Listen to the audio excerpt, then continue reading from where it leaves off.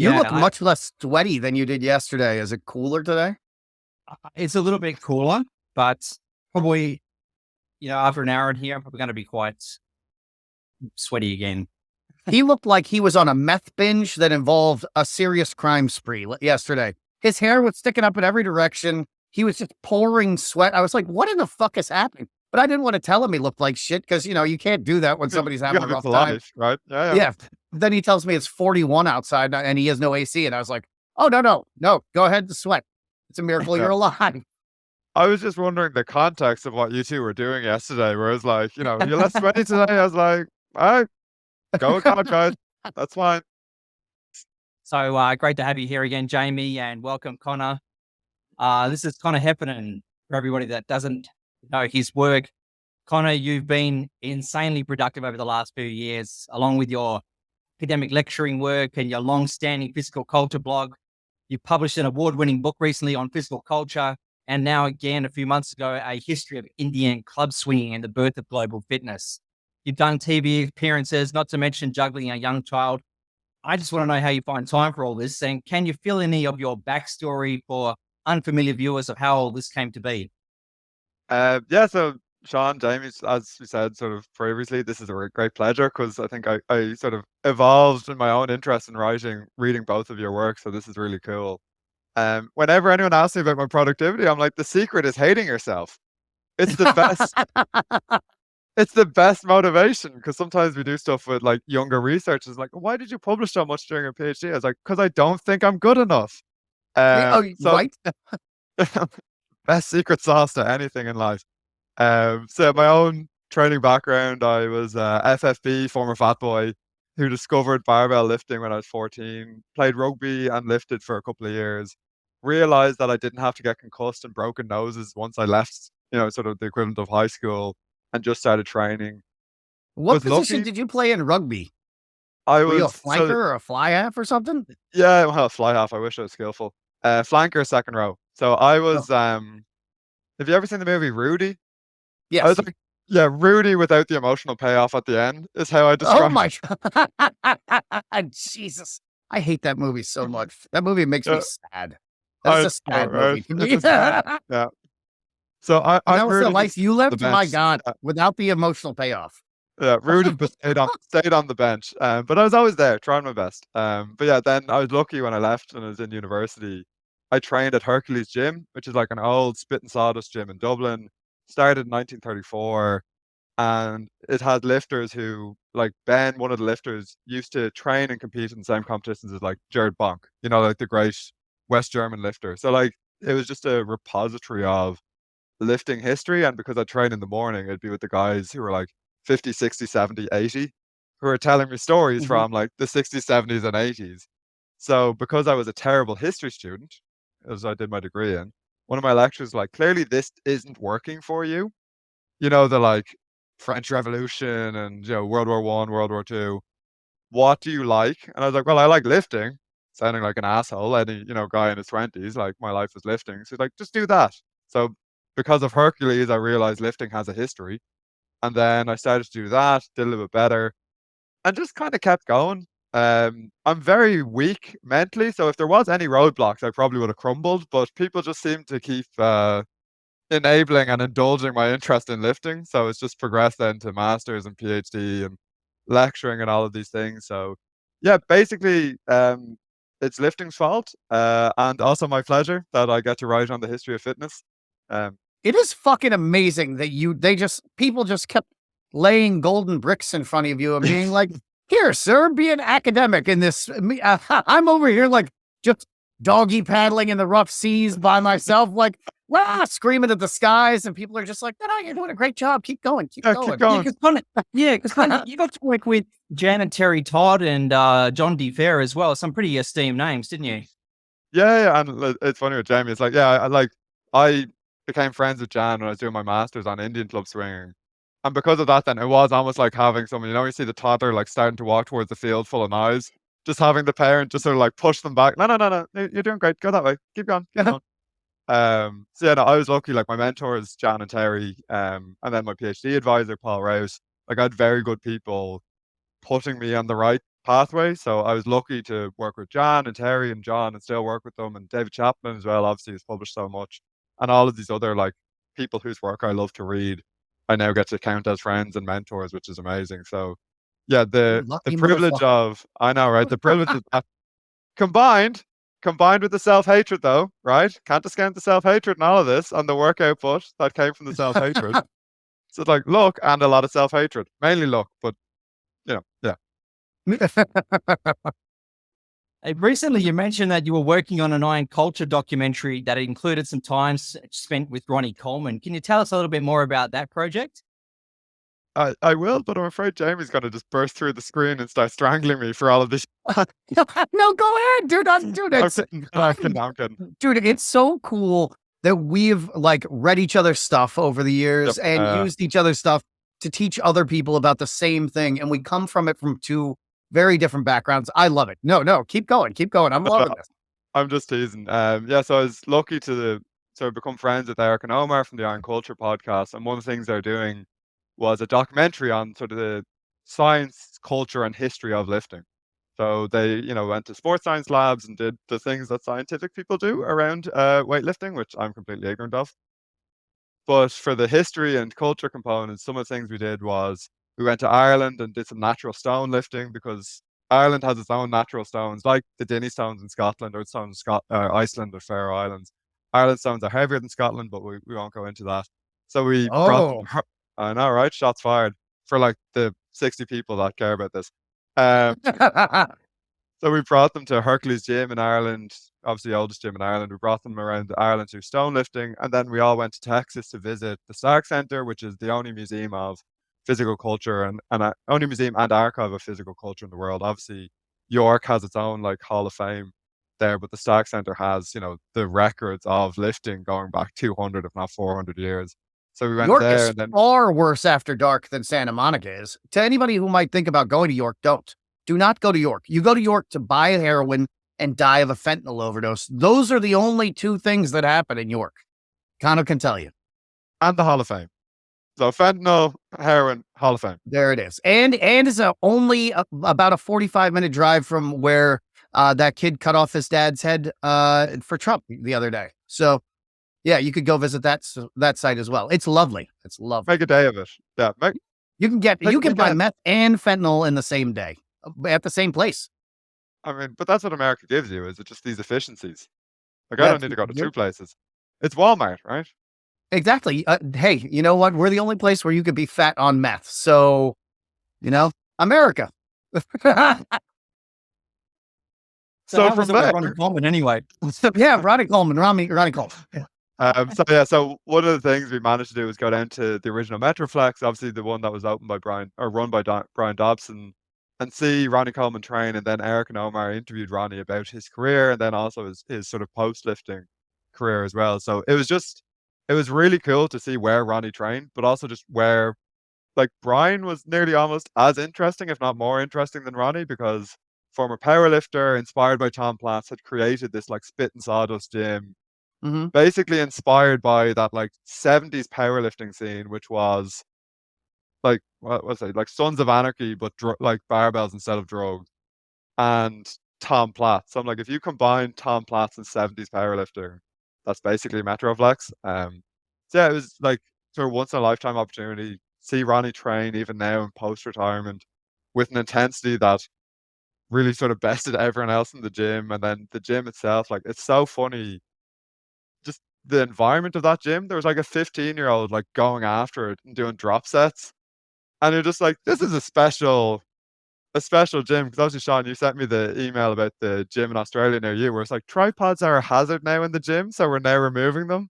And then you go to Metroflex and there's like dust everywhere and broken plates, and there's a 15-year-old puking after doing drop sets on a leg press machine. Like, one of these is not like the other. It's so that gym always blew my mind, because I came up in Tucson in a very similar gym run by an 80s bodybuilder who was always coked up, and he never came out of his office except to get another stripper to fuck.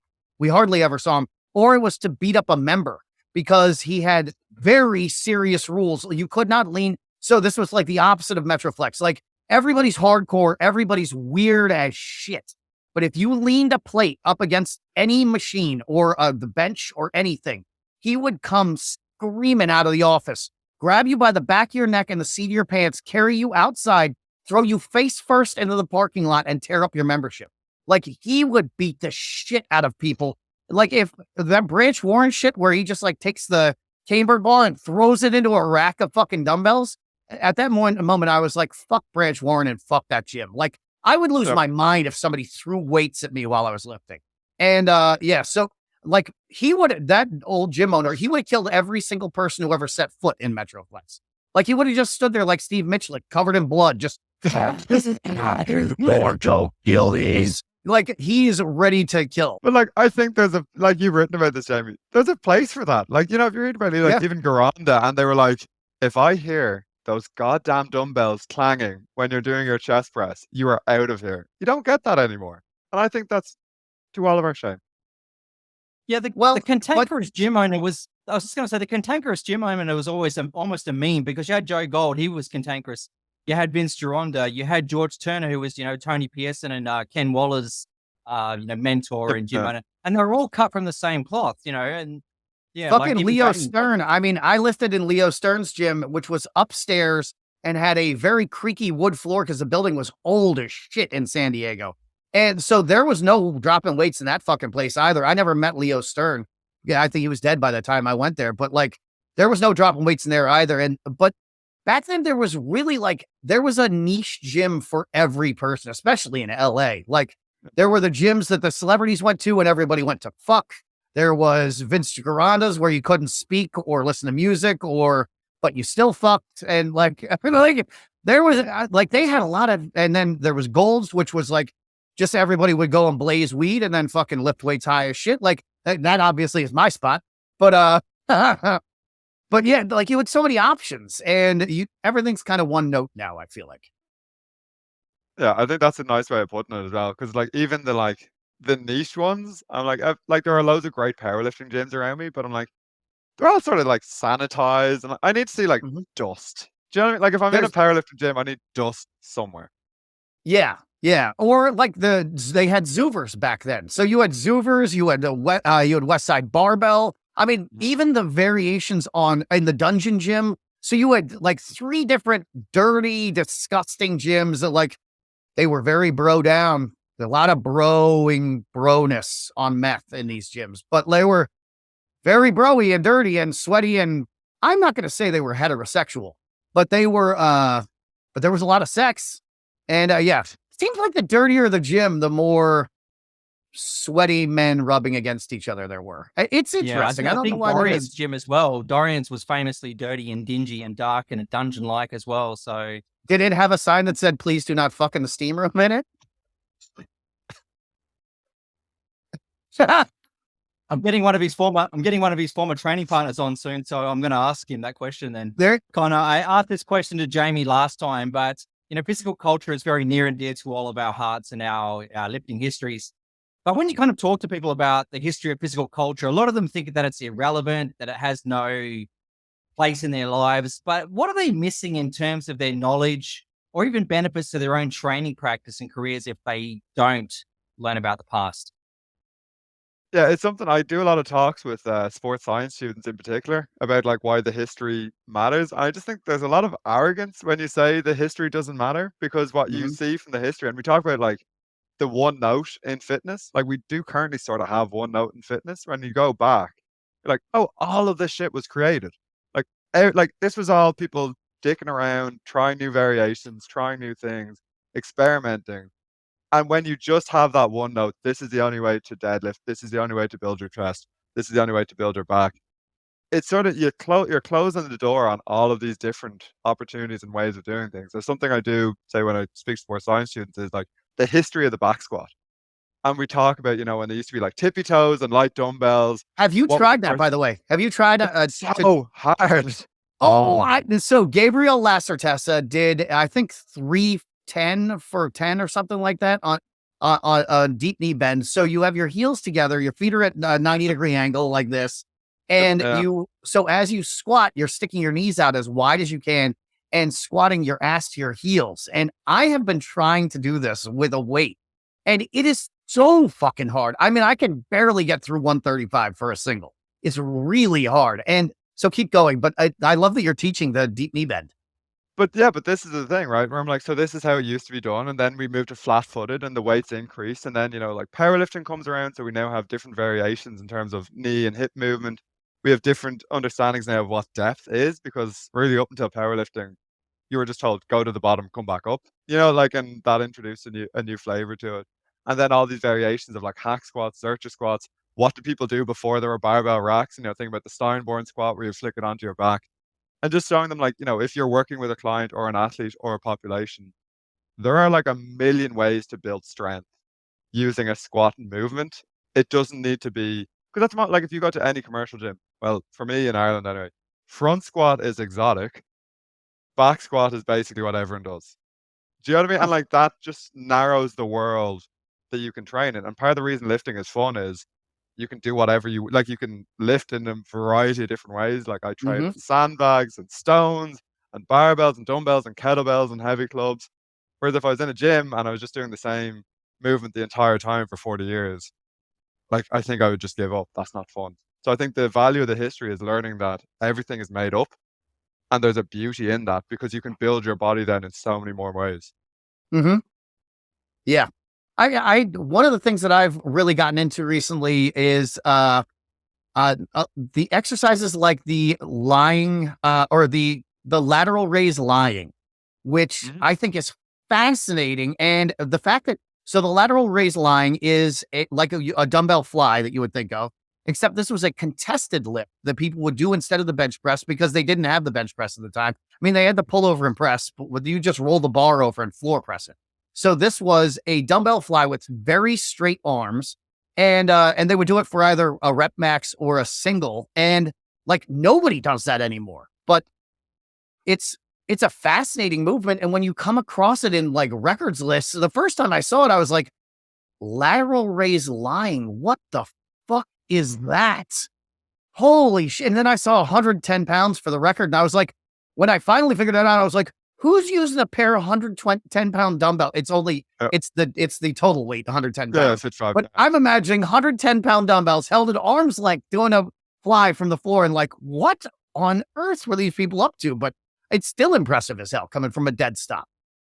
No, and like if you think like eventually we all start to break down.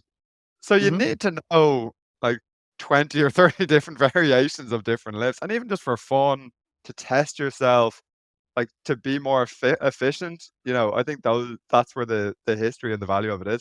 I love going through the old, the British amateur weightlifting. They had like the 42 Mhm. lifts. The I ball left. love going, yeah, the Bala lifts. I love going through them. And I said like the madness of the American Odd Lift Association, which is still around, where you have like someone just broke the Van Dam lift, where you Yeah. do a split and you're elevated with a bench underneath each foot, and then you sort of curl the bar like a dumbbell up towards you.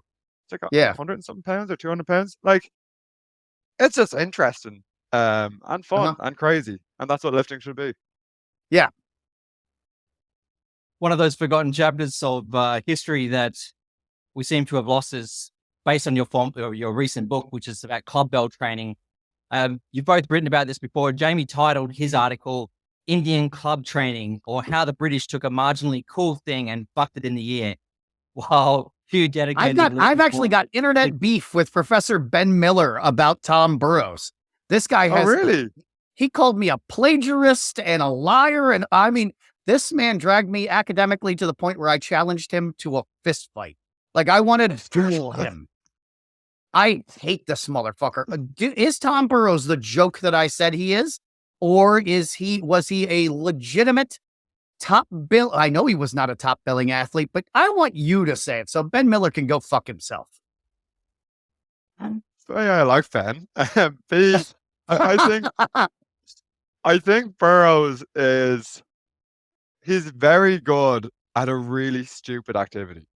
Do you know what I mean? Like, I think that's like if you look at Burrows where he swung Indian clubs for like 100 hours, you're like, well, that's really impressive. Then he went crazy and attacked But he his went, yeah, assistant who had been spoon feeding him soup for 3 days. Fuck the that's whole the thing. enterprise. The whole thing's stupid. He's good at doing the dumbest thing ever, and nobody wanted to watch it. I think that's the last point is the really important one. No, like he would do it, and there was like a marching band, a comedian, So like he was in the background while the entertainment was going on. And I'm like, if that's happening, like if the world's strongest man or strongest woman event is going on, but you have to get in a singer to entertain people while people are lifting, the lifting probably isn't entertaining. And if it was entertaining, we'd still be doing 100-hour Indian club swings. I Yeah, mean, I but it think went the way that's of pedestrianism. yep, Weird how yeah. when people stopped taking cocaine and strychnine as their performance enhancing drugs, uh, swinging 2-pound club bells went out of fashion. It's odd. It's an odd thing.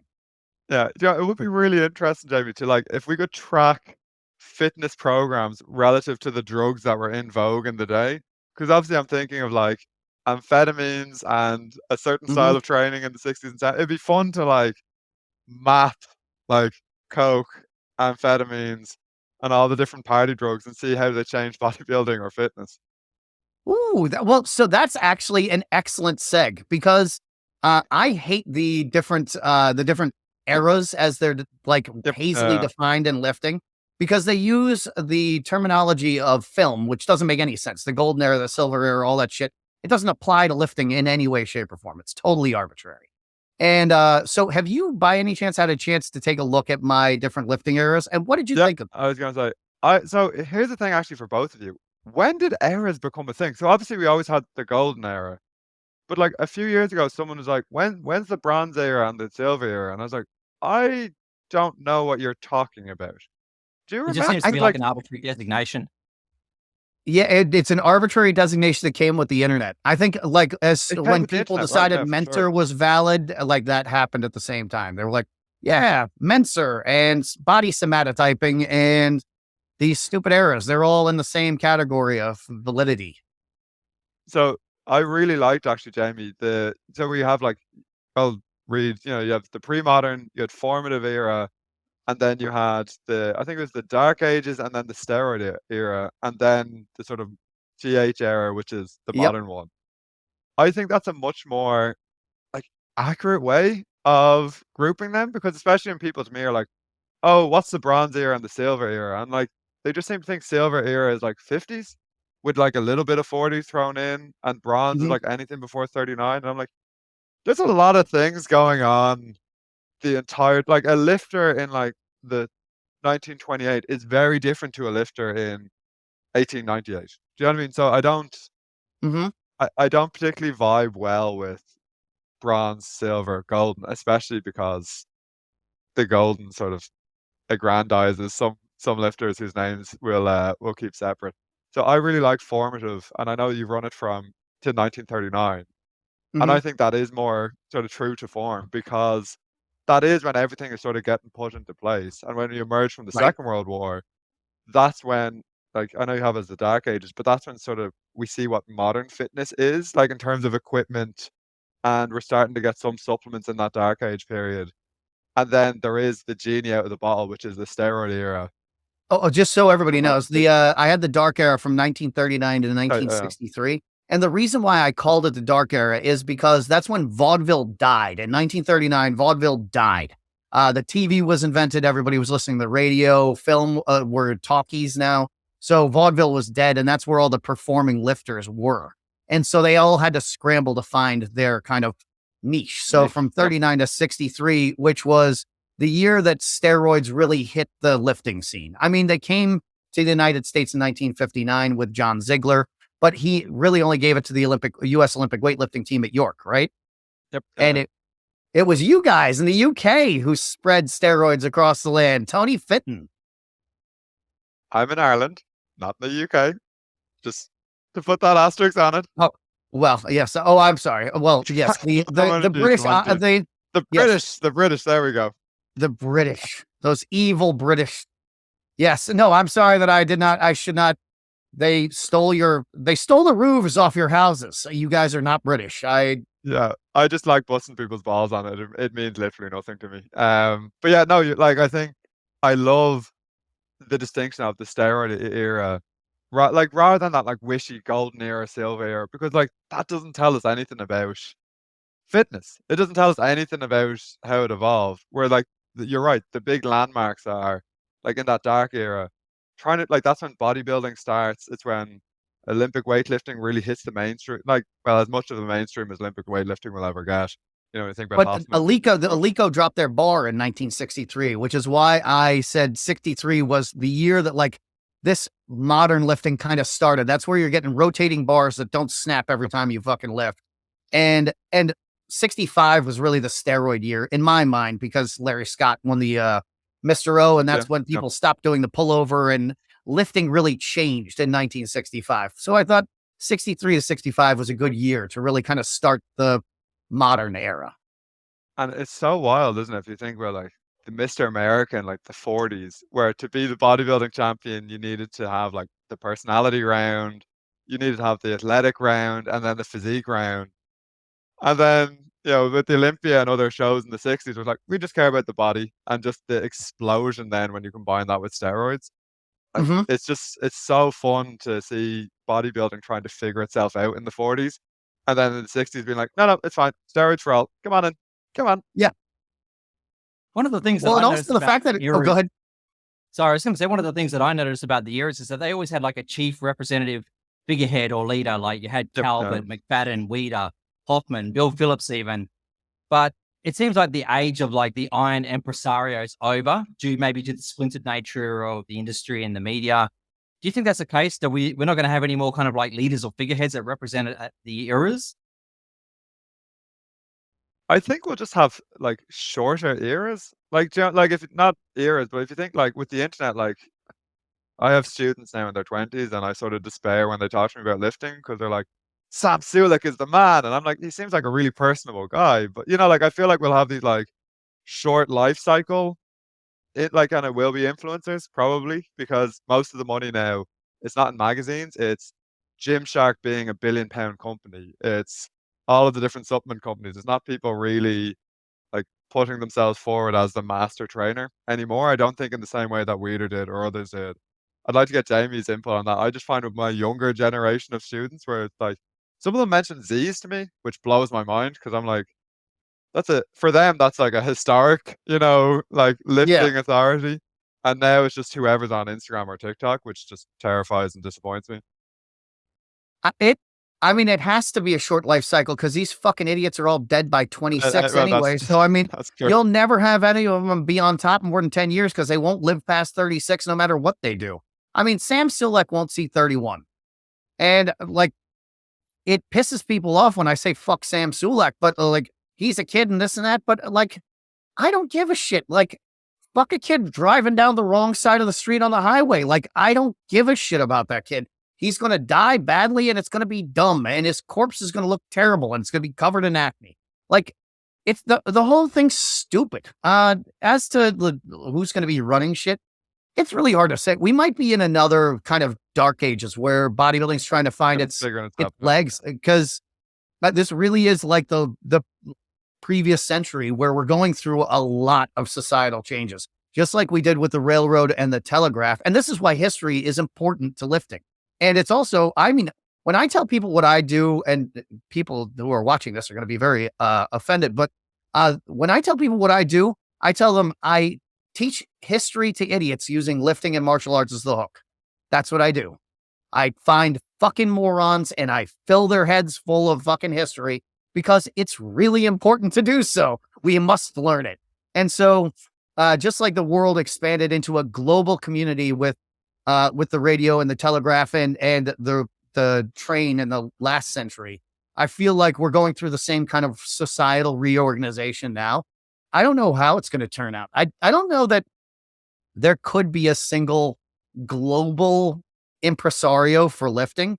I would like to see us come back to a global physical culture, although it's going to be incumbent upon people like the three of us to create that environment, which is what I'm kind of I'm trying to start communities now. And like, I was always the lone wolf rides alone thing, but that's not how lifting works. And it's not how society works. And we're all so fractured now. And it's like people just increasingly seek these like bolt holes they can hide in and be like, this is what I am. And they don't want to look out from their bolt hole. They're not popping their head up like Punxsutawney Phil to say, because today is the day we worship rodents in the United States. That tells us our weather. Yes. Happy Groundhog Day to you, sir. Thank you very much. And that is also very close to me. The kid who cut his dad's head off is only 20 minutes away. He's right across the river. But the magical rodent he's at least an hour away. So the Speaking of, decapitation point aside, sorry, Yes. John, go ahead. I was going to say, Jamie was talking about then about the globalization of fitness. And I think you mentioned in one of your books that one of the drawbacks was that it's really standardized and subsumed unique cultural training methods. I was kind of wondering, can you share an example of, like, say, a traditional exercise practice or a cultural practice that might have been lost to time because of this globalization? Well, I think like stone lifting is a really interesting example of that. And like the distinction there being is in strongman competitions or strength competitions, you have the Atlas stones, which are, heavy as they are, beautifully round. You sort of know that each Atlas stone you lift, you're just dealing with the different weights, right? 100 kilos, 200 kilos, 300 kilos, whatever the case may be. If you lift stones in the wilds, which, we do in Ireland, or Scotland or Iceland or Faroe, I'm not saying anyone's better or worse than the others, their Shit, they do stones it are in all in India. They do it in China. yep, I mean, stone lifting is Japan as traditional well. everywhere in Yep. the world. Yep. But it's different in each country, and each country has its Hmm. own ways of lifting, and the stones are all different, and in each country the stones vary in shape, size, and difficulty. So I think that's an interesting example because even if you look at like exercise science, when they do studies on barbell adjacent things. And something that I often talk about with my colleagues who work in biomechanics is like, what would happen if you brought a stone lifter into the lab, looked at their spine when they're lifting, and use that to inform how you do your studies on the deadlift, for example, because typically when they do sort of those deadlift adjacent lifts in the lab, it's with that like correct form, traditional form. Hmm. What's the first thing a stone lifter does is they wrap their Round back. entire back around. So like even something like that in terms of knowledge around the human body and what strength is and what safety is in the human body is interesting. Then you have the really cool stuff. So I grew up watching a lot of wrestling. Let's not go into wrestling at the moment because of what Vince McMahon has done. But the Iron Sheik used to do the Persian club challenge, where Hmm. he would insult people That with video these heavy of clubs. him chumping the Ultimate Warrior is amazing. James Hellwig comes out of the crowd to try to do it. Huge, and he can barely move the thing. Yeah, and I think that's such a good example of like what's lost, where he has like the glamour muscles, but they can't really go. When you have this thing that's just slightly different to what you might have in a gym, or even Martins Lysis, the former world's strongest man, he's been doing a really cool video blog where he's been going to other countries and using and training in some of their like traditional lifting practices. So he did one in China where he looked at stone lock lifting. These Oh, are sort of like sweet. almost like That's kettlebells, awesome. but I like didn't know he was doing that. yeah, they like throw them up in the air and like catch them Hmm. on their elbow and stuff. Like, so I think They're there's Chinese something kettlebells. lost. Yeah, Chinese kettlebells, effectively. And like even club swinging, which I already mentioned, there's like I can't remember the name of it, the Indian where you climb up the pole as quickly as you can and like there's no supports. Like it's literally you put the pole up in the air and then you just run up it. It's yoga. It's pole yoga, and that's how yoga used to be contested. Or it's still contested, and which is funny as hell. You have to move, like take a telephone pole, put it like freestanding on the ground, hold it in place, then you shimmy up the fucking thing and do yoga on the top. It's fucking crazy. Yeah. And like I'm not saying all of these things are good. And actually you just remind me, Jamie, obviously Highland Games or the caber toss. But like it's interesting. And I think like there's such variety in that. And like I grew up thankfully reading Stuart McRoberts Hardgainer and a lot of Dan John stuff. And I was like, so I managed to like insulate myself from Wheeler to a certain extent. And like the two messages from them was like hard work. You're probably not gonna look like Ronnie Coleman. Thanks, Stuart. And it was the ability to move in different planes. So if you read Dan John's work, it's not necessarily what do you squat, what do you bench. It's like you need to have a press movement, a push movement, a pull movement. And if you look at non-traditional lifting practices, you can incorporate a lot more of these fun things, which are overall strengtheners. Like I lift heavy sandbags and carry them around my garden in laps like a lunatic because that helps my deadlift more than, doing a good morning does. Because it's like it's an overall strengthener that you don't usually see. So I think you lose something in the variety, but also in like steel strength or whatever you want to call it, like that overall body strength. That's what a lot of the traditional practices tended to be. Whereas now we've gotten like overly specialized. And like anyway, for Mhm. me, I'd That's prefer to swing a heavy club than do a lateral raise. I find it more interesting. Yeah, I think the over specialization is a real problem in modern lifting, and it's I think, would you mind just defining physical culture for people who don't know what it is? You would be a better person to do that than I. Well, I'm actually going to steal a definition from the Stark Center because they're very much That's fine. if anyone's a wrestling fan, I would say the big bad booty daddy, which is what Scott Steiner referred to himself, and we've already talked about the steroid era, so Scott Steiner is a nice segue for that. So they define it as basically any movements or activities that people use to strengthen or enhance their health. So people can say physical culture as a term that refers to fitness in like the late 19th, early 20th century. But the Stark Center, and I think it's probably a truer understanding of physical culture, is those movements and practices that we use to strengthen and improve our health, our fitness, rehabilitate from an injury, whatever the case may be.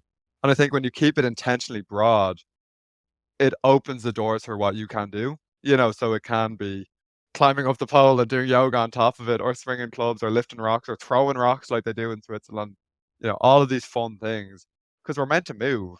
And I would Yes. also say we're meant to be strong. And Doesn't really matter. we're meant to have fun. The whole point of lifting is play. It's not work. It's not work. It's not a grind. You are playing. That is the point. And I really have recently stopped messing with barbells as much as I used to because I'm so into the old school stuff. So I'm doing a lot of weird, like I do a lot of very odd stuff with just a straight barbell, just holding it out at arm's length and moving it around, holding it in one hand, twisting it over, shit like that. Cause I'm just trying to build straight arm strength and stuff. But I also will just hold a medicine ball, like a 25-pound medicine ball off the ground for 20 minutes. And I'll just walk around, like carrying it on my shoulder, doing lunges, throwing it up in the air, like to toss it from hand to hand. Your body is so destroyed after 20 minutes of that. You can't even imagine. You don't even need to. And all the old time lifters said 3 days a week of heavy weights is all you need. And I always scoffed at that. And then Stuart McRobert, and as you know, I fucking hate that guy's writing. My original website was basically devoted to dragging that man every fucking second of the day because he just scared people away from lifting. He was like, hey, you lift for more than 20 minutes, all your muscles are going to fall off. No. And you're a weakling and you suck and your genetics suck. And like everything he said was like, you're trash, but the art was good, which is why I bought those books, the Beyond Brawn and all that bullshit. But yeah, like you need to be doing movement based stuff. And when we're lifting, we're doing the same motions in the same planes of motion over and over and over because the internet has convinced us all there are very few movements that are effective and we only should do those. And we've struck everything else out. So we got rid of pull downs. We like straight arm pull downs. We got rid of pullovers. We got rid of, there's so many different kinds of pullovers and we ditched them all. We ditched every weird, like fun swing lifts. Like all the Olympic lifts went into this bizarre category of very obsessive skill-based, it's obsessive minutia detail nonsense that makes you extremely good at one thing. And otherwise you just have a strange physique. And you're a decent power lifter, but who fucking cares? Anybody can be a good power lifter. That's why so many bodybuilders are great power lifters. That bodybuilder I posted about yesterday never won shit, but he could still bench press 580 for a single any day of the week. So the shit ain't that hard. I think that's the thing where all the things that have been discarded. So I mainly train at home. I train in the university gym sometimes. And like when they see me doing like a Zercher squat, I'm like, well, why are you doing that? I'm like, because this shit is fun. I want to see how I can do things differently. And I said, like, just the mass forgetting of like a pullover, one of my favorite exercises ever. You'd see no one doing pullovers. Even when I chat to my students, and we talk about the life cycle, like so many of my 18-year-old students are on steroids, and it fucking terrifies me because it's so easy to get these days. But like they're like, I'm trying to bulk up, and I'm like, oh, like what are you doing? And they're just like following the normal pattern of 6 day a week, etc., etc. And they're like, what did you do when you were my age? And I was like, I did 20 rep squats until I couldn't see straight. Like, well, why did you do that? I was like, because it's fun and challenging and different. And like, I think that's where the history comes in, where you're like, as you said, Jamie, like, you need to move in different planes of movement. It needs to be fun. And when you look at like what the strong men and strong women did in the early 1900s, they're lifting a horse overhead across a stage. Yeah. Like, do you know what I mean? They're holding a cannon while it shoots a cannonball. It's like, do you need to do that in a gym? Probably not. But is it fun to try and do weird things to show off your strength? Absolutely. Yeah, and it seems also now, because of the intrusion of the so-called evidence-based community, you have these now biomechanics quote unquote experts who are narrowing the range of exercises that they're recommending to people. So people think now that there's a one size fits all cookie cutter limited range of exercises that will get them to the promised land, and they're discarding everything else that's come before that, which is a worrying trend, like you said. Well, and none of it is conscious. Nobody is doing any kind of conscious lifting. And while the mainstream media has been pounding the fucking pavement of mindfulness, not having any understanding of what mindfulness is, they have zero understanding. But these idiots on TV will just be like, mindfulness, mindfulness, mindfulness. And these fucking soccer moms will come in, yoga and mindfulness and yoga. And it's like, bitch, you don't even know how you got here. Like, if I asked you what route you took to get here, you wouldn't know. But you're going to tell me about mindfulness? And so all these kids, the kids that you're talking to, all these steroid kids, what program are you on is the first question they ask. Whereas the first question we always asked was, what do you bench? What do you bench? Nobody ever cared what else I'd like, or what did you lift today? But we didn't ask what program you were on because nobody was on a program, because that is not how you lift. All these people are doing is they're giving away the responsibility of their lifting to somebody else so that they can excuse their failure when they fail. And they're not engaged at all in what they're doing because they're not thinking about what they're doing. Oh, well, I thought about my RPE. Go fuck yourself with that RPE. That is the most anti-scientific bullshit I've ever heard. And the fact that you called them sports scientists is a discredit to your academic credentials, sir. They are not scientists at all. Sports science is a fucking pseudoscience. It is worse than phrenology. Those people are jokes. I love RPE so much. You know, when people are like, oh, it's probably RPE 10. And I'm like, I mean, for me, RPE 10 is like I passed out and woke up 20 minutes later. And so, like, I'm not saying I've ever gotten to that, but if someone's like, that's my absolute maximum, I'd be like, so you pass. It's like there's an old Tommy Kono quote about, when he was trying to figure out how strong he could get. He asked one of his coaches at the time, he's like, well, how much can the human body actually lift? And his coach said, when someone goes onto the platform, tries to pick up the barbell, and their arms are ripped off from their body, we'll know we've reached the limit of what a human can lift. So when There someone's you like, go. it's RPE 10, I'm like, I mean, you got a little breathless and red face, but like, still seem fine to me. Like 2 minutes afterwards, you seem fine. But yeah, I think like this majoring in the minors straight away, and like, I have a fucking smartphone here where you can just download an app. It'll do all of the like insane, percentage-based training that someone would need maybe 10 years into their career if they wanted to be a powerlifter. And now my students talk to me, and people who are younger who we talk about lifting, they're like, "So today's my 70% day," and I'm like, "No, no, you have testosterone flowing through your body at an incredible rate.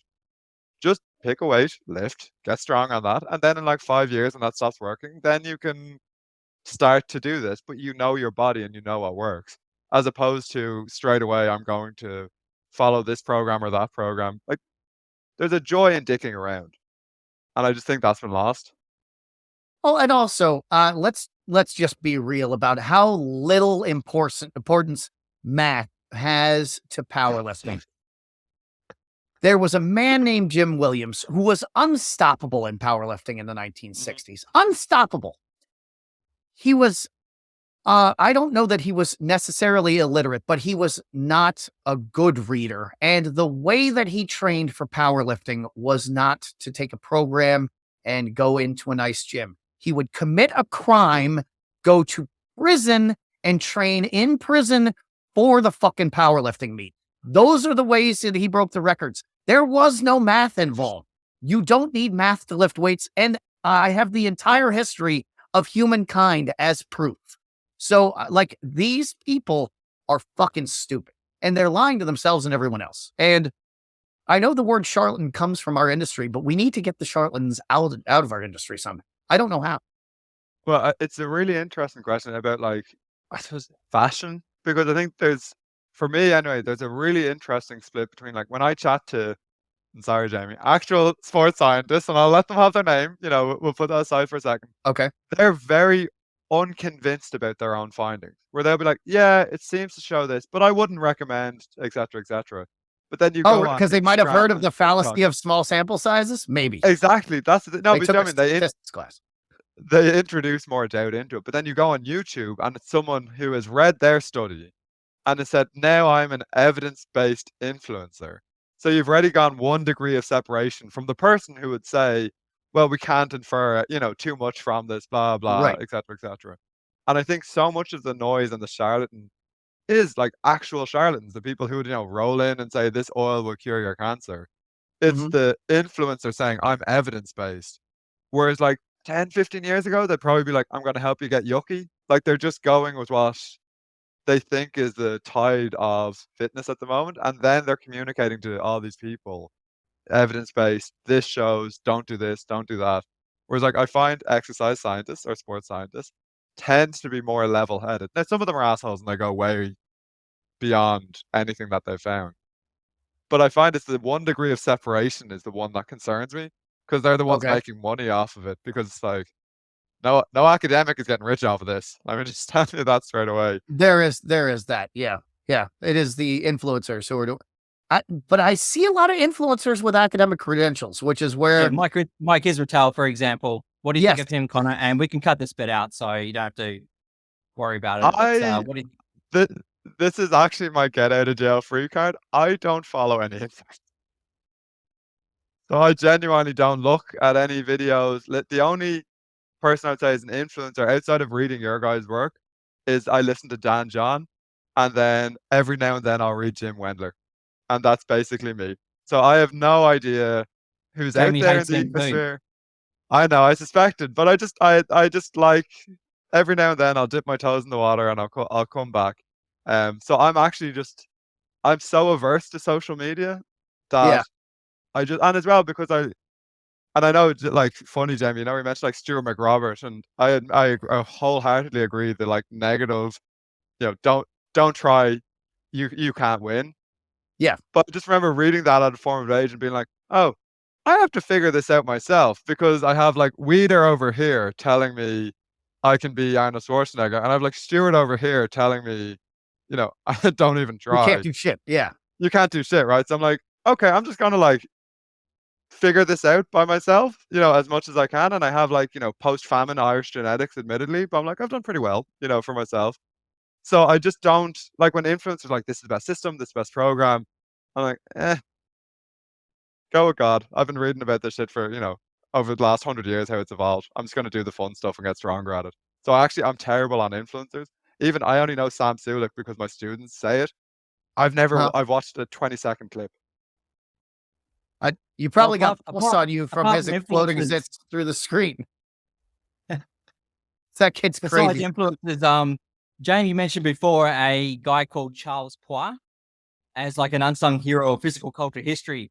Who would be your pick, Connor, if you could have a unsung hero of physical culture? Alan Calvert is my big one. Oh, great one. That's a great. He's never mentioned. Never. Never, ever, ever mentioned. And obviously, so, founded Milo Barbell. He was the first mass manufacturer of barbells and dumbbells in America. But also, he was one of the first people to call out people on their shit because his whole thing was, I wanted to look like Sandow. I tried Sandow's system. I realized that I'm not going to look like him using the system that he's selling me. I obviously need to lift heavy weights. So I love Calvert because he had that like twin importance for me of like calling out people on their bullshit and telling them through Strength Magazine you need to lift heavy weights. And then also like making dumbbells, making kettlebells, making barbells. So I think Calvert for me is like the big unsung hero who had that massive impact. And no one ever talks about it. There's no like Milo Hall of Fame anywhere. If people know about Bob Hoffman, that's incredible. No one talks about Calvert, even though he was like the formative influence for mass manufacturing barbells. I think him, or because I love 20 rep squats for whatever reason, him or Mark Berry, because Mark Oh, Berry, Mark Berry's another great one. Physical Training yeah, Simplified was the book that he put out in the 30s. And Mark Berry's also the reason why we have power racks He was I think he was the guy who invented power racks, or he I think popularized them. One of he them. popularized it. It's one or the other. I've never found out. But yeah, Mark Berry for me, because he, again, you can see a lot of this comes from like that self-hatred thing where I'm like, he, cut through the shit and figured it out. But like popularized heavy lifting, 20 rep squats. This was your bulking program. You need to work hard. You need to lift heavy. You need to, And the push bench through on press. It was the extreme. bench press and the squat really came from Mark Berry. If it wasn't for him, I mean, we had Steinborn doing the Steinborn squat, and we had who was the bench press guy at the time? There were Yeah. There were there people were doing people. the bench press at Yeah, the there time. were people popular, and they were putting uprights on benches, but it wasn't like a thing yet. And then Mark Berry put it into Physical Training Simplified, and people were like, "Oh yeah, maybe I want to do that." Maybe I want to try this, and pullovers as well. And again, Yep. Mark Berry was like, don't listen to all of the noise out there. I know that they're trying to sell you stuff. That won't work. This is what you do. So I'm always just drawn to, I suppose, those sort of figures. So for me, I think Berry and Calvert are two early figures that no one talks about, and they don't get their credit. And even like something like 20 rep squats, I've seen that attributed to so many different people. Mm-hmm. And I'm like, Mm-hmm. no, Barry, 30, maybe, Heist, if you want to talk about the first like celebrity to get big using 20 rep squats. But like, no, Barry like banged that drum for a whole decade, got hundreds of people doing 20 rep squats across America, got them bigger. He used to call them husky, which I find so funny. It's like, I'm Well, not, that's actually in the US, in like well, a lot in jail, but in urban culture, husky also means like buff or jacked or whatever you want to call it. So yeah, yeah, it yeah, just seems it's cuter, back. like It's back. fluffier, right? Yeah, Like, it's yeah. like, oh, that husky man over there is He's a like, husky lad. Yeah. give him a hug, like, tell him everything's okay. So Jamie, who else is up there for you? I'm interested. Well, I want to clarify when I say Charles Poif, he really exemplifies, like, he's the reason why I'm doing all this straight arm stuff, because he Yep. had the most gorgeous biceps and deltoids ever. And when people are looking at flat chested lifters back in the day, it was just because delts and biceps were the thing. Nobody gave a shit about chest. It was just what was in fashion. But, really the French lifters before World War One, all those guys died in World War One, and French lifting culture died in World War One. And it was a really important part of lifting culture that we totally lost. The idea that you should lift like you've been there before. Like Walter Payton used to say that in football. Like, he didn't spike the football when he scored a touchdown, because he was just like, yeah, I fucking score touchdowns all day long. I'm not going to act like I just won the lottery. Like, people are doing these average ass squats and filming it and carrying on afterwards. Like, these people were doing lifts, and Charles Poif was one of them, with a smile on their face, showing no effort expended. Like, the point was, you weren't just showing how strong you were showing effortless strength and being happy about doing it. You're like, not only am I lifting this weight, but you can't see below my waist, and I'm getting my dick sucked while I'm doing this. Like, that the style of lifting they did. Like, I am lifting to get laid, and that's totally lost now. Like, and I was the worst of it. Like, I'd go in there and just heave weights all over. I mean, I wasn't Branch Warren stupid, but I like heaving weights all over, just making the ugliest lifts anybody ever had. And ugly lifting produces ugly physiques, which we can see on stage every fucking day now. I mean, you compare Chris Bumstead to any 60s lifter of the same dimensions, and he is destroyed. Yeah, he's leaner, but he looks way worse.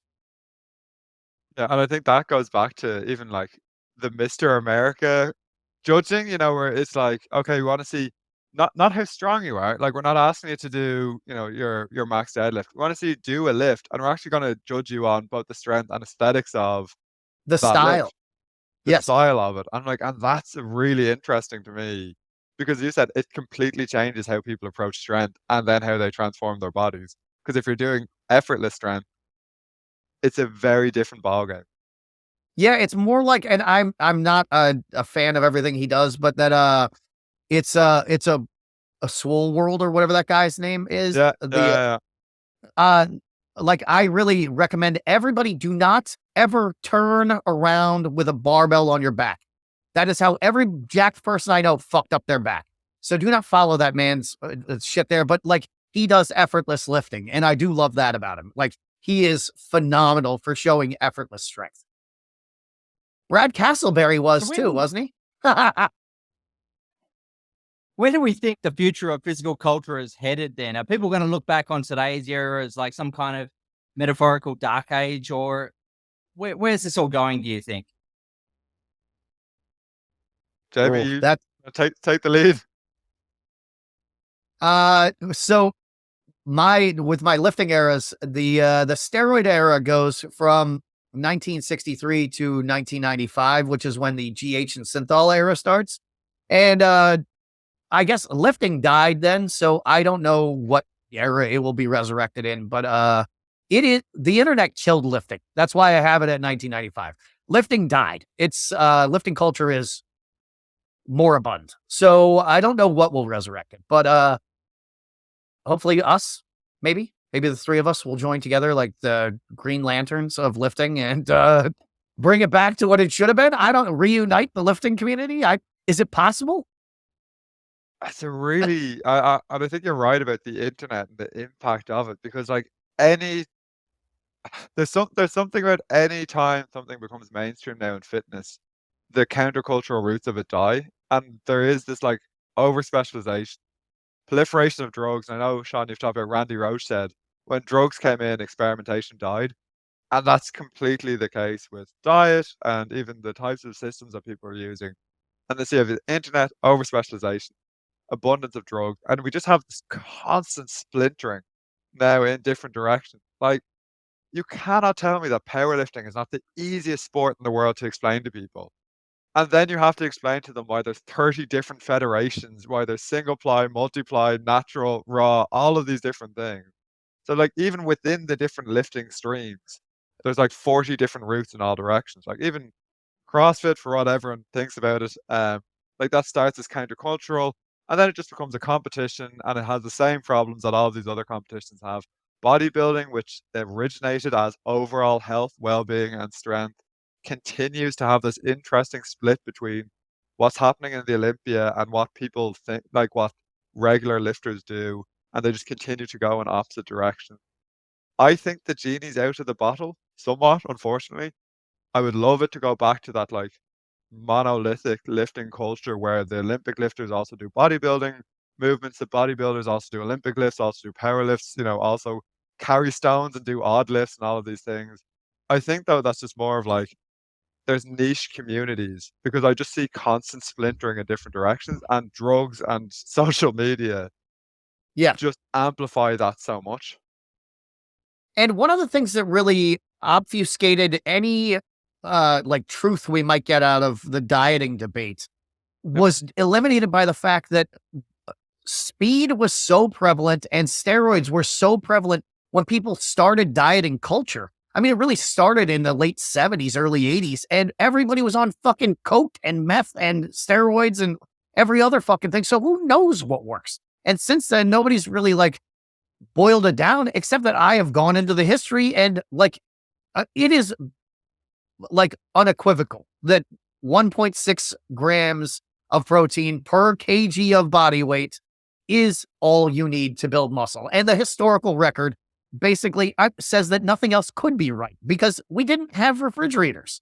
Like there's no way to do the dieting shit people say about diet that you have to do or else you'll get fat and small. You couldn't do it before 1950. And yet we have all these lifters who look better than all of the lifters now. And it's like, all right, so you're lying. But how do we even discern the truth? And I think that's the thing, because even how information trickles out, like on the one hand, the internet should have been amazing, right? Because now I'm not suckling on the teat of Weeder, I can find people on forums. And there was like a brief moment where you had those like forum based things where you're learning from other lifters, and it's basically like having a virtual gym, but suddenly it's now all the strongest people in there. And I think it's as fitness becomes more popular, because now obviously, like I say to my students, it's crazy to me that like I can work out in an airport now. Like there are airports with gyms in them now, and like the hotel has a gym, and the university has a gym, and the workplace has the gym. And it's like when I back in my day, there was one gym, and it was really hard to get into, and then you But eventually got in there. but there is no community in any gym. There's Yep. there's zero community, and we've all gone so fucking weird from social isolation, and the internet's made it worse because now we're in our own personal echo chamber where everybody thinks they have a million friends, but in reality, they're lonely as hell. They're crazy as shit from skin starvation. And when you should be going to the gym and talking to people and interacting with them, touching people, doing tug of war, whatever it might be, nobody's interacting with anybody else. They're all on their phone there. And I'm not, again, I said it yesterday, I'm not trying to be some boomer. I'm just saying, like, the whole point of lifting is community, and we have no community anymore because everything's so fractured. Everybody hates each other there, and everybody's so weird about even speaking to each other that, and we didn't even talk about the gender divide in lifting, which is so stark and absurd, especially in social media. You are either a fitness influencer for women or a fitness influencer for men. There's almost no crossover. And that is horrendous. It's worse than it's ever been, I think. Yeah, and I think that's such an interesting point to make about like that splintering. It's not just within sports, it's across genders. And it's insane because there's things to be learned from both. And like it's especially when you look at like women have never been more prominent in the fitness space in terms of they can be really strong, they can be really big, they can be really ripped, they can be really jacked. But I'm not gonna, but that's just for women though. It's not You for ask men. 100 guys who Steffi Cohen is, none of them know. And I'm like, she's the most brilliant, strongest, coolest lady who lives on earth. Also, she's gorgeous. Like, she speaks so many languages. Like, how could you not know who this woman is? Like, we should be erecting a statue of this woman in every gym. Nobody has any idea who she is. And I'm not trying to play up like the fact that she's sexy, but I mean, it's just icing on the cake. Like, even if she had no face, I would be in love with her because she's so smart and strong and cool. But like, she's a goddess on top of everything else. It's like, if she's just a golden lady who came from heaven to like teach us lifting, and nobody's paying No attention. one. Yep. So it's not maybe an optimistic look at the future, Sean. I think it's an accurate discussion of what the present is like because it's just, and I think social media is the real driver of this because you get those little pockets. And again, it's not being a boomer, it's not being back in my day, it's not being, technology bad, people good. But it's done something to fitness where it's commercialized it and narrowed it down at the same time, where everyone's trying to, there's the great, for whatever everyone thinks about him. Is it Man Whose Arms Exploded, Greg Valentine? Yeah. Where he talked about in, Bigger, Stronger, Faster, he's like, the person who's smiling at you is also giving you the finger under the table. Yeah, And it's Greg like, Valentino. Yeah. Greg Valentino, yeah. So like, that's what social media in the fitness industry is. And it just keeps splintering and we're not listening to people who've actually, you know, acted like they've been there before, and people who actually are knowledgeable. And the impact that has then on communities and gyms. Like my favorite thing about my home gym is getting two friends in and we train and shoot the shit versus in a university gym, no one talks. Everyone has headphones on. Like, everyone's in their phones. And I'm like, this is not what this is meant to be. Like, we're It's meant to completely be different. talking. Yeah, it's It's completely supposed to be a different. community center and like it a was 30 center years of the ago. community. It was Huh? 30 years ago. Remember the amount of camaraderie and the lifelong friendships you made back in gyms before the social media and before the headphones. Something's been gained, but a lot has also been lost along the way, I feel. Well, Which we is all fine. did have headphones in the 90s, but we were still there. There was way more community. And also, at least in the gyms where I trained, like now when I go to a new gym, a lot, the newest gym I've gone to, I didn't have this problem because I've learned how to adjust my behavior. But in the past, I've had gym owners call previous gym owners and be like, is it okay for me to have this guy in my gym? Is he going to burn this place down? Like he's a fucking lunatic. And I'm like, I'm just lifting weights and me here having fun. Like I've never acted aggressively to anybody in the gym because it's like acting aggressively to a roommate. Like you can't Yep. be aggressive with your roommates. You have to get along. So like the gym is where everybody is as weird as they are and you accept them for their weirdness. And that's how you grow to like love other people. Like I only talk to the other weirdos in the gym because I don't give a fuck about the rest of the people. Like they don't matter to me at all. They're just there. They're scenery. So the reason why I fell in love with Hercs, and I won't use the names, is because there was an Irish barrister who worked nearby and would train in the gym, and he had literally prosecuted other members in the gym on behalf of the state, and they would shoot the shit and joke about it in the gym. That's Or like he would have Steve Michulik's prosecuted their old gym friends. where the cops and Yep. the criminals would train together. Yeah, and I was like, this is heaven. Because where else are people going to smash into each other? in that Yep. way, you know, and it actually interact. So yeah, back in my day, old man yells at clouds. Yeah, exactly. Like maybe at the pub, but it'd have to be one of those like good old boy pubs, like an old school pub. It couldn't be a TGI Fridays or some shit. Guys, I'm really conscious of the time, but speaking of social media, Jamie had a really fun post recently about best training montages in a movie. And a lot of people came out for that one. So, Connor and Jamie, what's your favorite movie training montages? Connor first. I'm gonna be a real basic bitch on this. I grew up on Rocky movies, so they're just Yep. like solely embedded in my brain. I think I did tricep extensions long before I knew what the fuck I was meant to be doing because of that scene in Rocky 4, you know, where Hey, there's the rocks and yep. he's pulling on them. I'm gonna go Rocky 4 and then maybe the start of Terminator 2 where Sarah Connor's doing pull-ups and I was like, shit, okay, this is a different game now. What did you go for, Jamie? Rocky 3 and Rocky 4 were really Yep. my big ones. But in the past, I've actually posted about how I posted that GIF of Linda Hamilton doing pull-ups in Terminator 2. Like I think so many people started doing pull-ups because of Linda Hamilton in Yep. Terminator 2. Yeah. She was so ripped. She was such an inspiration in that movie. So, but a lot of people said to me, and they deleted their comments afterwards, I think, and I'm only saying this so you can splash the image in there, but mention No Retreat, No Surrender. Do you remember that film, Connor? Yeah. Yeah. Okay. Yeah. That's a Well, deep cut, but I think of the training montage, but the scene in particular that really stuck with me, because I rewatched this weekend because I was like, did I miss something? Because I remember that movie being really ridiculous. And there is, so you remember that old school strongman move where he would put his head on one bench and his feet on the other bench? yeah. Well, and do like what do they call it? A The Roman human column or bridge something. or yeah. Yeah. Oh, sorry, yeah.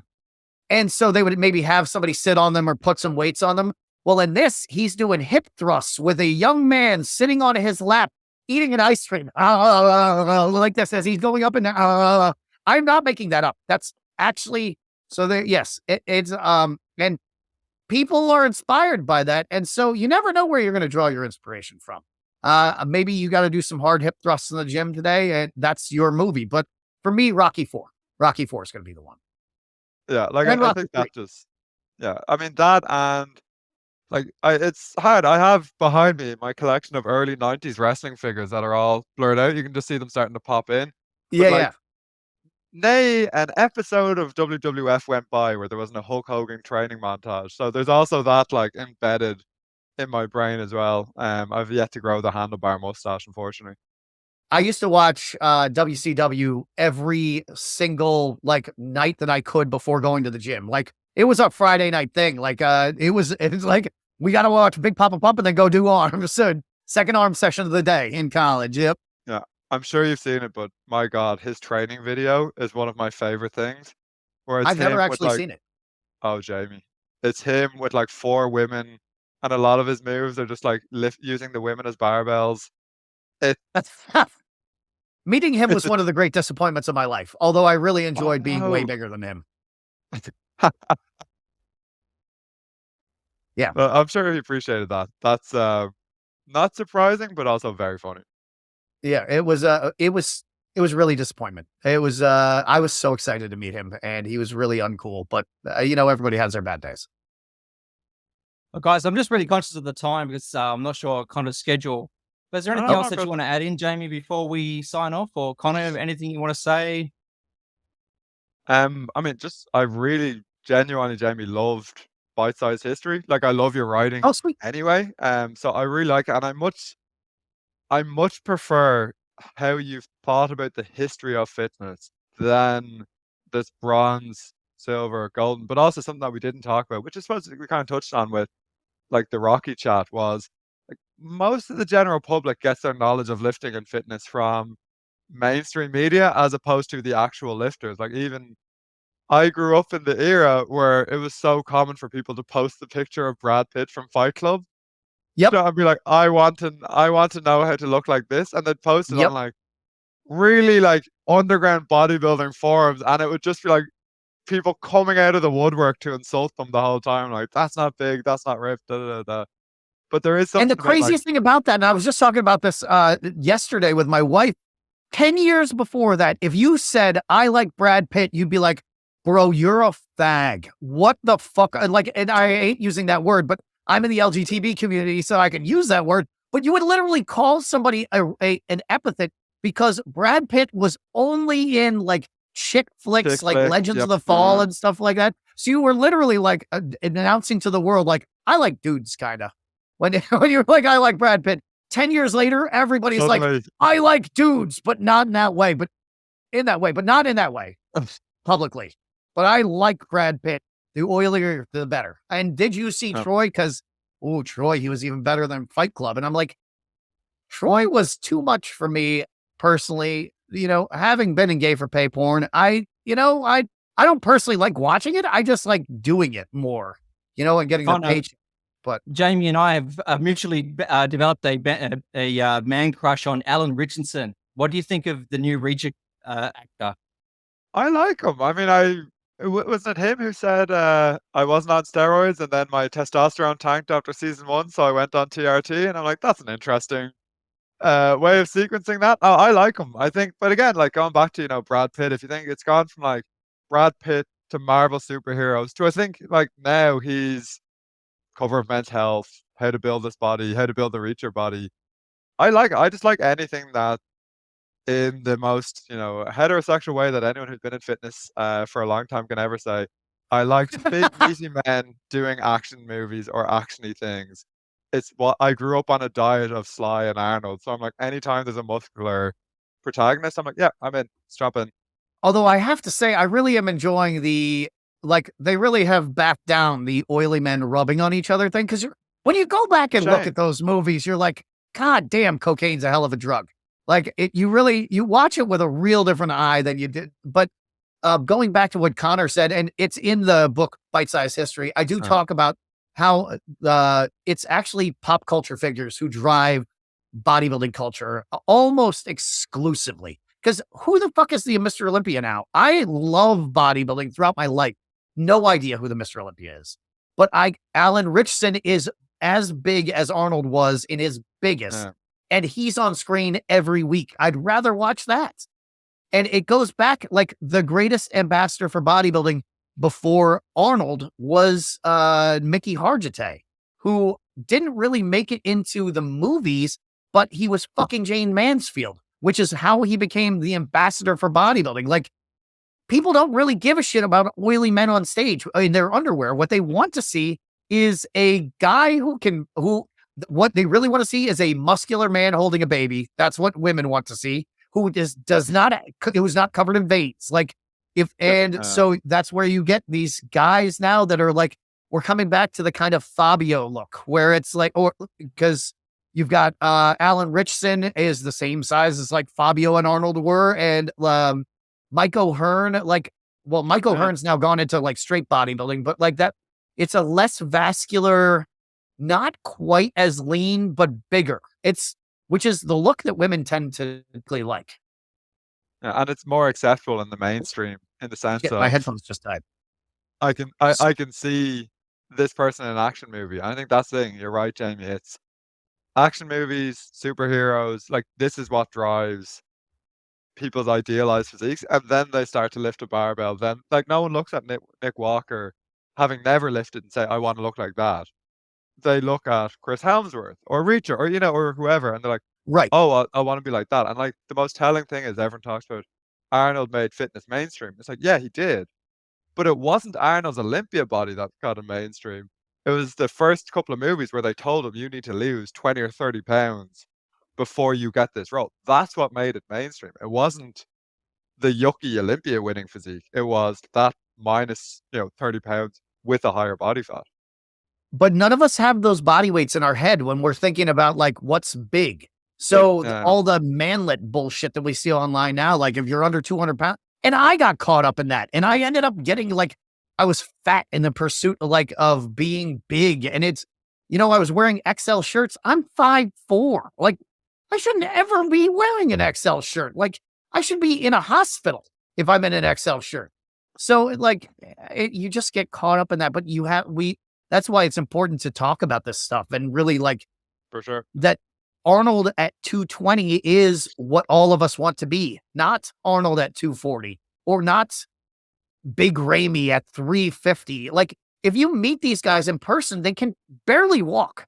They're out of breath all the time. They're in a bad mood. Like, they're not enjoying life. Dan Green, when he and I were breaking records next to each other, sat there looking like he was going to fucking die. Like, he didn't get out of his chair.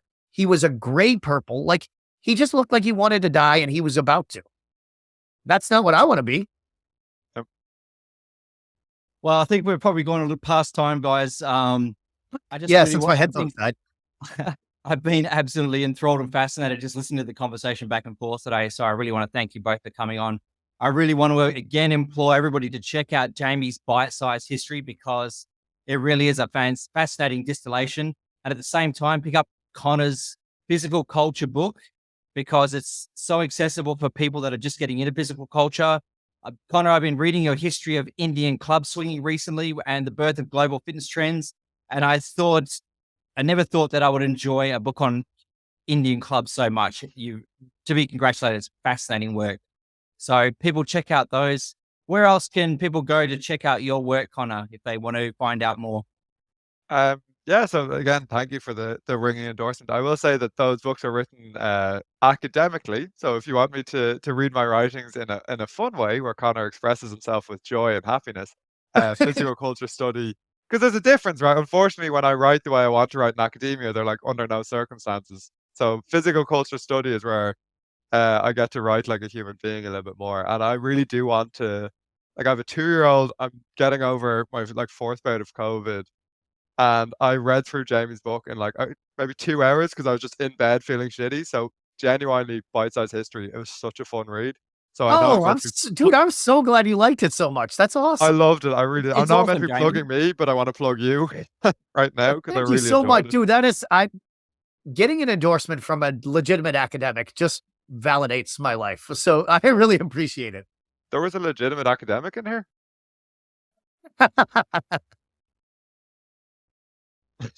Okay, but yeah, thank you very much. Yeah, thanks again, guys. Anything else to add, Jamie, before we go? Anything to plug? I like I've been saying through this entire thing, everybody should be reading Conor's stuff. That his site has been such a boon to me. Dude, I want to thank you back. Like, I genuinely could not have done half the stuff I did if you had not been like doing the research in the archives at the Stark Center for me. So thank you. You are the man. I'm so glad that I finally got to talk to you because your lack of presence on social media makes it very difficult to get in touch with you. Yeah. I think we should do it again, guys, because we only really scratched the surface today. And like I said, I'm not just like saying this. It was absolutely enthralling and fascinating conversation. I really think we can dig a little bit deeper next time and chisel down on a few other topics. So if you want to come back, Hey, that Conor, would be what do you great. I'd teach love now? to. Because you're not at UT anymore, right? No, so I'm now in Ulster University. So I'm now in Northern Ireland. So I've Oh. gone back across the water. Oh, you're in Northern Ireland. I'm in Northern Ireland. The so occupied territories. we could just stop recording at any point. I've learned not to say one thing one way or the other. I didn't know you were in. What is the major city in Northern Ireland? Belfast. Ah, all right, cool. Is Yeah, that is the school you teach in Belfast? yeah. So we're in Belfast. We have campuses all over Northern Ireland. So I live in the Republic of Ireland, and then I travel up every day into Belfast. It shouldn't be a long commute. It takes 2 hours on the train because, Oh my like, God, that's even longer than my wife's commute. for like Dublin to Belfast is like a stone's throw away, and it takes 2 hours. And it's There's like, no express train, I guess. no, that is the express train. Oh my God. Like, to put into context, my uncle lives in Japan. He's lived there for like 40 years. And this is a longer story. I have a fold-up bike, so I cycle to the train station, fold up the bike, and then go on. So they all know me because I'm the asshat with the fold-up bike. And one of them in the train station, like, listen, Connor, we're getting a faster train now. I'm like, oh, okay. And so I'm thinking like 20 minutes, 30-minute commute, because like my uncle, like a fast train in Japan is like, we will shoot you across the island in 5 minutes. Yeah. They're like, we've shaved 20 minutes off the commute. And I'm like, that's still slower than driving in the car. That is not a fast train. So there's a different podcast to be done on Irish transport links. Yeah. Well, we will have to talk about Brunel at some point. That we can discuss how the railroad began in the British Isles and then apparently died. Left. No, Yep. was born and died. Still running steam. I mean, it'd be faster. Well, yo, you guys are the best. Thank you so much for including me in thanks this. I really again, guys, appreciate for it. coming on. I really No, appreciate genuinely, it. Sean, Jamie, absolute pleasure. This is my highlight of the day. So I'd love to do this again. Just send me an email whenever. Would really love to do this. Thanks so much, guys. I really appreciate it. All All right. Yo, you guys have a great day. Well, Sean, sleep well. Oh yeah, Jesus, go to bed, man. And Jamie, have a great day. Have a sweaty sleep. Sweaty inside. Oh God, damn, Holy shit, your shoulders. You sweated through the shoulders of your shirt while we sat here. Yeah. Oh my God, you poor man. That's why I nearly passed out with heat stroke. That's why I was just listening to the soothing voices in the background. We're just shooting the shit and you're sweating to death. Okay, Sean, get a shower, go to bed. Jamie, have a great camera's day. running. See you guys. Have a great one. All right, guys. Thanks very much again. Thanks so much. Bye. Bye. Bye.